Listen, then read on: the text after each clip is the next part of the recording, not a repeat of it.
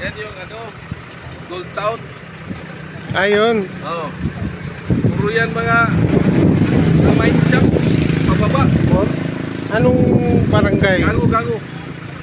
Munang gago. Sakop ng Libuna. Libunang Japan na. Di ang Mga gold mines yan. Yan. Oo, mga gold mines. Di, ganyan na talaga Ganyan yan. talaga siya? Oo. Kasi mineral rich yung So wala masyadong tubo na. Tubo.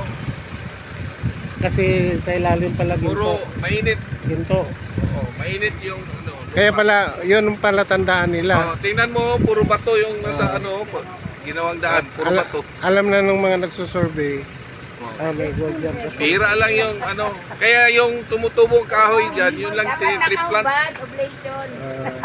Yung na-tree planting lang. May pulse doon. Tubo. Ayun. Ayun, tubig. Ayun, may holes, ano? May pulse pala.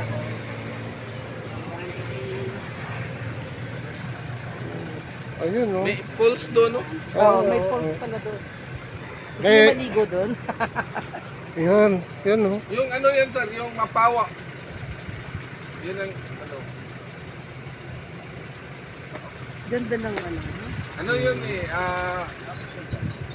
ito, mga reservation to, kasi ito yung balang ginawang watershed ng Cagayan de Oro. Ah. So, walang masyadong dyan. Ano yan ba nga? Walang mamiyari dyan, puro yan. Pwede bang mga preserved area ito. Ay, pili na daw kayo. Walang nakatitle dyan. Under pa siya sa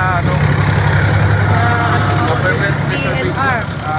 DNR na reservation.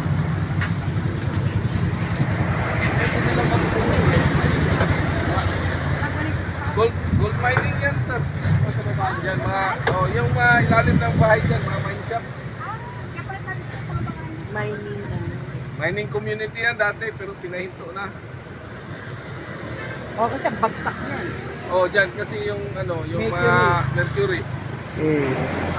Napupunta rin sa ilog. Kaya pinahinto sila. Pati Oy, pala dapat rito. tayo pala dito nagpakatayo. May naliliko. Circle Court Circle. Sa'yo na, Dapat picturean pala tayo itong mga nakatayo, oh. Oo nga. Kung saan ang iba? Sir Larry, sa video naman tayo. ay,